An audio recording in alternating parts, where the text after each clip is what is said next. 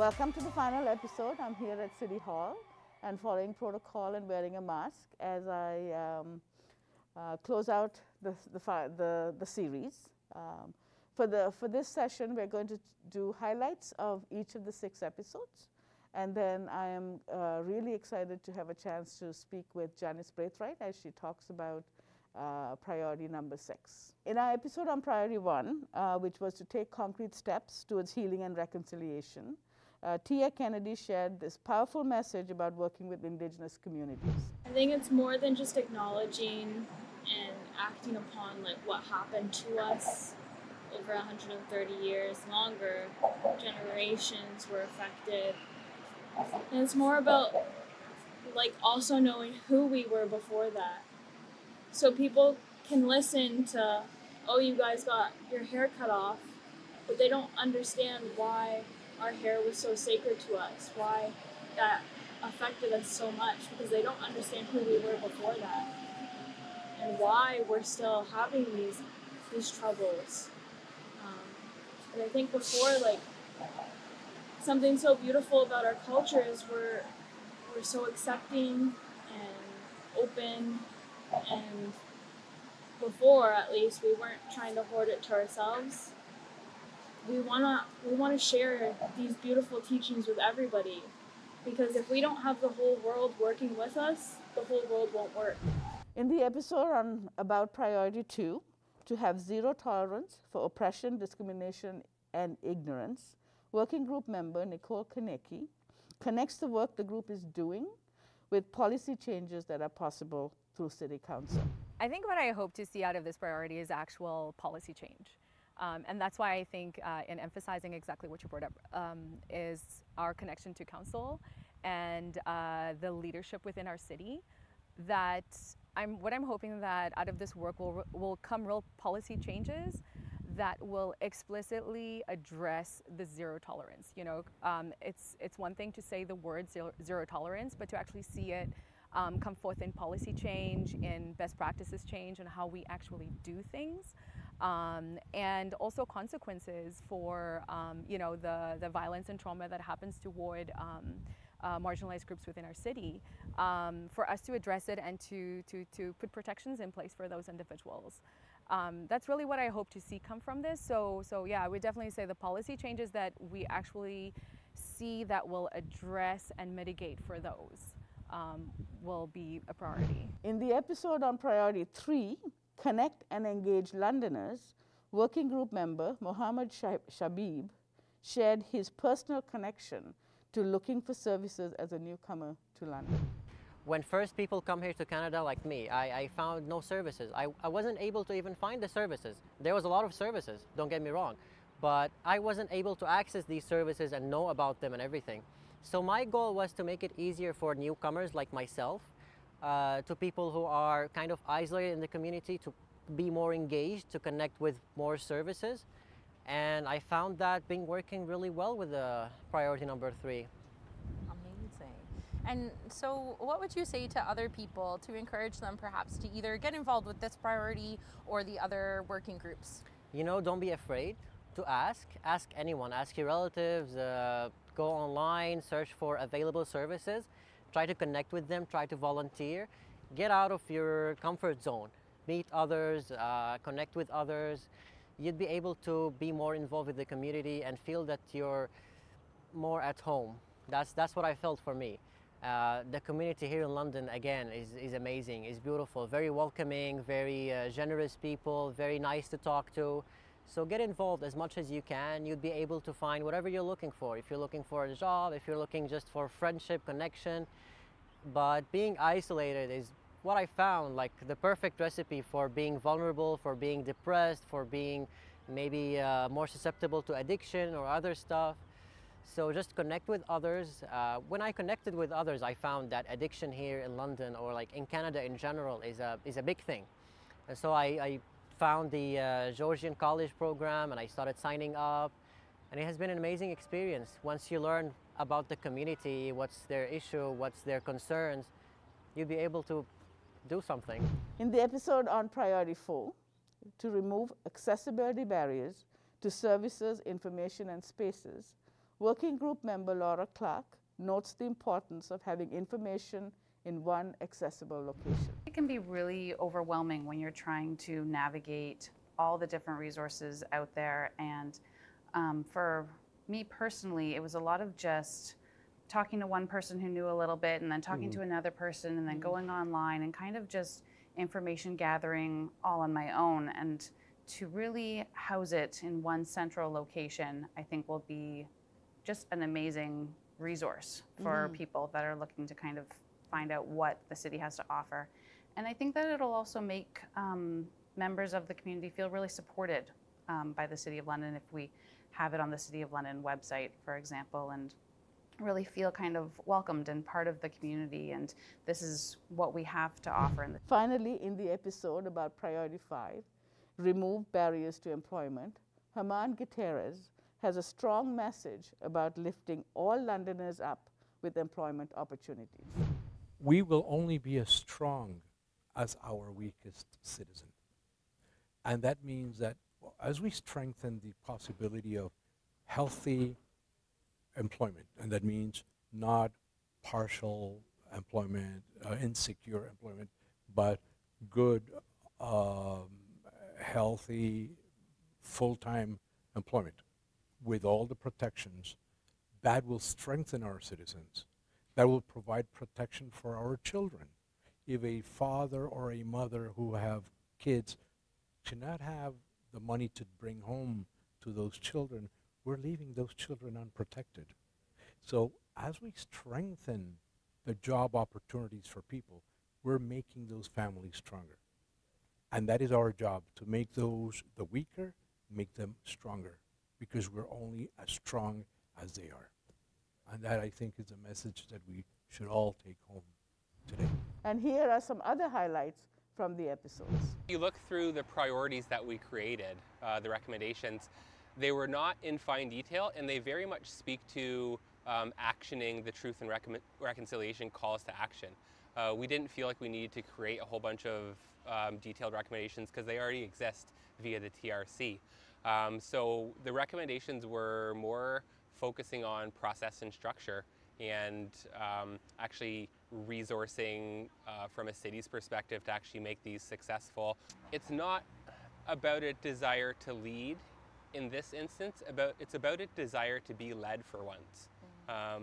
And is the city, you know, when I think about that teaching of humility, is the city willing to honor that teaching of humility and to be led for once by Indigenous people? As much as the City of London was very much promoting the need for a more inclusive community, the community wasn't necessarily as ready. And obviously, as we know, COVID-19 has happened this year, and then the Black Lives Matter movement in conjunction with that. COVID has definitely shown our community where our vulnerable people are and how they're impacted. So, and then with Black Lives Matter and some very local examples of racism in this community, it's kind of ramped this conversation to the forefront. So as much as people have been embracing the idea of becoming an inclusive community, this is now talking about how we can change the systemic pieces to the city. And so for me, this is a really important way to sort of get engaged, and to eliminate oppression, discrimination, and ignorance is a huge undertaking. But in this moment right now, it is the only thing that we can really focus on, because there is so much attention around the globe on this topic. And people are ready, the community is ready, and we've also got a lot of support from the City of London. I went through the process of an election of becoming the chair of the Priority 3, which is Connect and Engage Londoners. And to me, it's so important that this is a priority that's part of the strategy, because I feel like there are so many groups in London that are working towards the same goal, but things are being done in silos, and there is a need for us to come together and collaborate on a much greater level. And essentially, this is what the priority is aiming to do.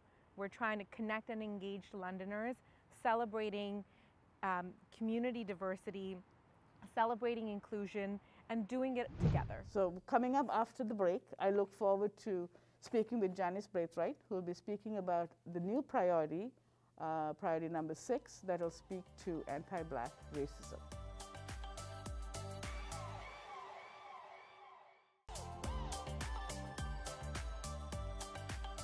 So welcome back.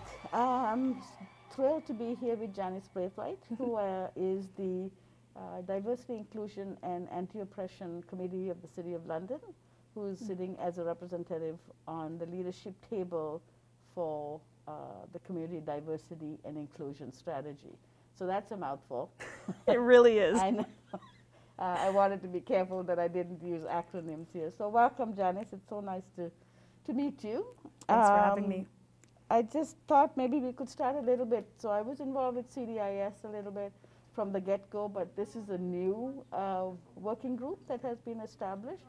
So I wondered whether you'd want to give us a little bit of background as to the work, how we got to creating it, your perspective on why it's important. For sure. And I think it really does start with, we all know, with Black Lives Matter happening, I believe it was in June, and it was like a cultural reset. All of a sudden, everyone's eyes are open and everyone wants to know, what's happening and what does this mean for Black people and what does that mean for systematic oppression and what's happening within, companies as a whole. And really, with everyone's eyes opening, that's where we thought to ourselves, now is the time for action. Now is the time to come up with, our 6th priority and be able to make this an actual priority. Let's do the work. Let's, lay down the groundwork. Let's get the right people involved so we can now have this committee so we can start that change. And that's pretty much where we are right now. We're developing, we're creating, we're brainstorming and trying to figure out how we can get this to this priority where we're going to be having that call to action to Londoners so they can get involved and be able to start this change that we need in London. Okay, thank you. That's really kind of, I'm trying to find the right words, but it's really amazing that we responded fairly quickly, actually, and through DIAC we're able to sort of say, you know what, we need to create a separate working group for this particular work. So in terms of, when you think of London, I don't know how long you've lived in London. I've been here a long time. And as you think of the work related to the Black community in London, what are your thoughts on how big this community is, how connected they have been to living in London? Yeah, so I've been in London, I think for about 6 years now, so probably not as long as you. Yeah. But for myself, even coming into London, I wasn't even aware of the Black community. I'm still not 100% into it. I'm still learning every single day, and I'm so happy that there is a community that I'm a part of, and we're learning and we're growing and we're feeding off of each other, but we're having these difficult and tough conversations. We're having an open discussion of how we can do better as a city and what specific things need to happen to start that change. And I love being involved with these conversations that are happening more so on social media now because due to the pandemic, that we're having that dialogue, we're having that discussion of, as a whole, as a city, what can we do better? Because we see it, we face it. This is a daily, weekly, monthly occurrence. We go through systematic racism, but now it's, now is the time that we're having these in-depth conversations of how we can do better, and that's why I'm really excited for this priority and that it actually is a priority. This is something that we're focused on how we're going to be able to do better. Yeah, I can hear the passion in your voice around this, so that's really cool. Yeah, and I wondered whether you could speak to, because from where I sit, and we've been talking about it with the organization I work for, Pillar Nonprofit Network, and we've been having this kind of conversation internally for our system. And one of the things that I wondered if you could speak to is to the diversity of the Black community itself. So when you're trying to speak for the community, what are the kinds of things that you want us to know about the community? I feel like that's a loaded question. With the community, it's more so just having that voice. I know a lot of people right now are, putting out those call to actions and trying to get people involved, but we all have to come together to use our voice, and that's what's going to start change. And I know for us, it's not something that's going to happen overnight. We are having these conversations and getting people involved, and I feel like that's a challenge in itself. getting people involved, getting people excited, because, you know, what's happening in the city for a lot of Black people, it shouldn't be happening. And I always like to revert back to, you know, my personal story, where I tell people, you know, when you Google my name, the first thing that should pop up is probably like a LinkedIn profile or a lovely photo of my family, but that's not the case. The first thing that pops up, or first or second thing that pops up, is the racism that I've personally experienced in London. And I think that that's a shame. It's a shame that, you know, my name now is always going to be brought up when people think about the racism that happens in London, a family that's experienced racism and thought about moving back to the GTA.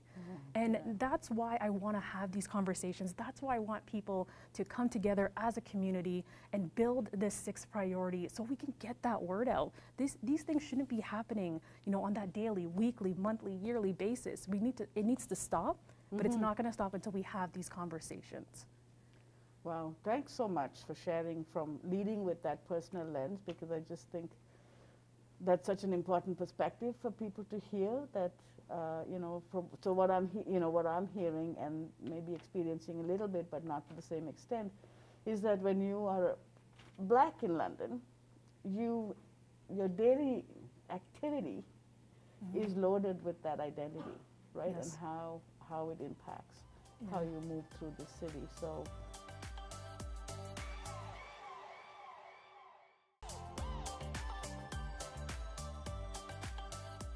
I'm sort of curious as to some of your thoughts around where you think the mobilization of the sixth working group could go, and maybe a little bit about where you're at right now with it.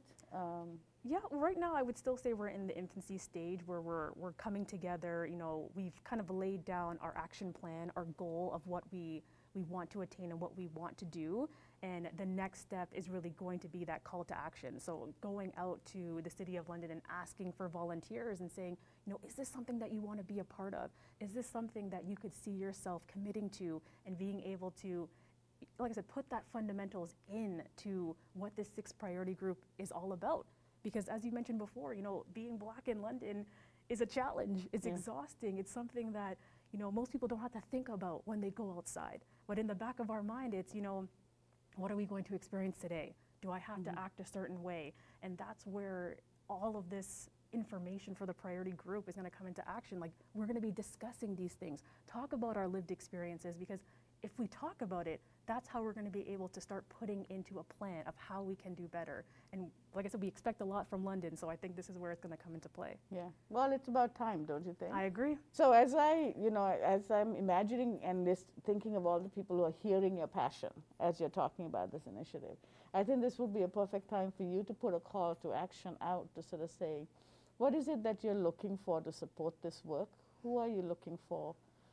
And timelines, if that's appropriate, just of course. Put it out there. Yeah, I think at this point we're really looking for passionate people, just like myself, people who, you know, this hits near and dear to home, people who want to make a difference, they want to have that impact, and they want their voices heard.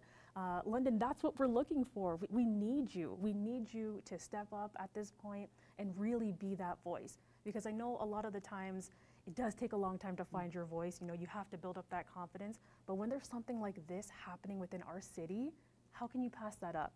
How can you pass up the opportunity to use your voice for the greater good and be able to, you know, make the city where it needs to be? We're never going to be the GTA. We're never going to be Toronto, and that's fine. But let's make some steps. Let's make some strides in the right direction so we can be more diverse and be more open, and just people being more accepted to the Black community. That's what I want. So that's my call to action, is really, you know, when you see these things posted all over on social media or whatever channels that you're going to be seeing out in London, you know, apply.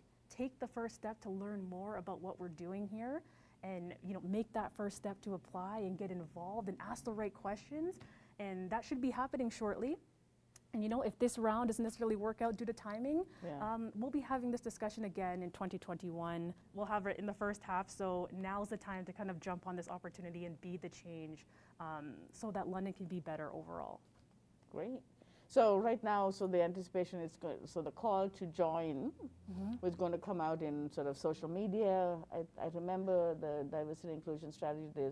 You can get on the website, right? And yes, to be going through multiple channels. Yeah, yes. multiple channels. So yes. there really is no reason, nothing that should prevent somebody to be able to engage. Exactly. If they're looking to engage. And we'll be sharing it within our networks, word of mouth. We'll be getting the word out and doing our part on our end as well.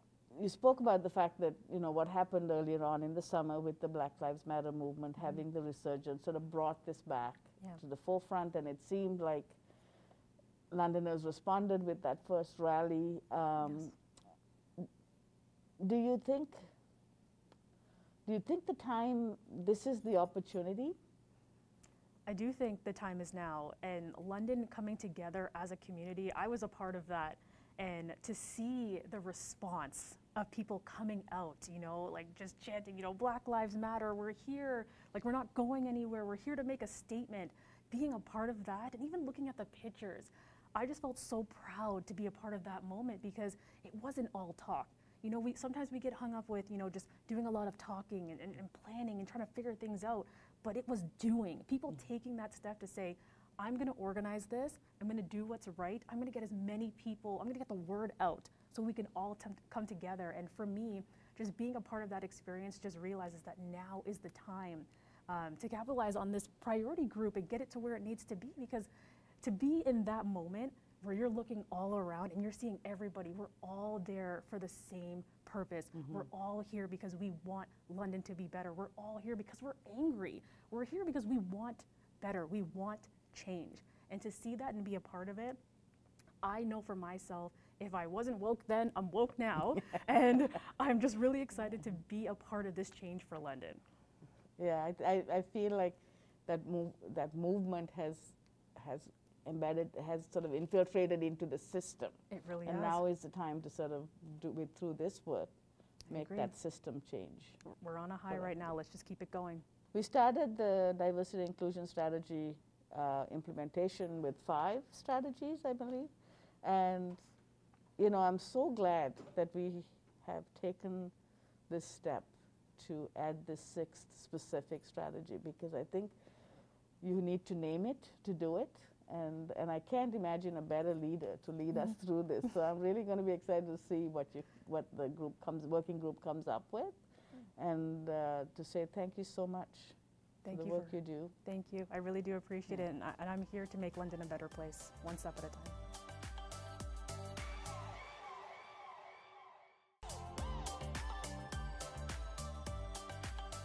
The work of Community Diversity Inclusion Strategy, the implementation plan, will continue. We will be also working with university students through the City Studio London project to help us advance the implementation. The Diversity, Race Relations and Inclusivity Awards are still accepting nominations.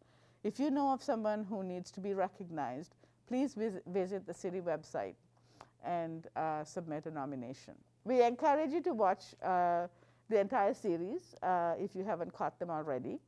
And if you or anyone you know would be interested in helping us with this implementation plan, please go onto the city website and register to join us. At this time, I'd like to thank everyone who participated in putting this series together, and a special shout out to Rogers TV. Thanks everyone for watching.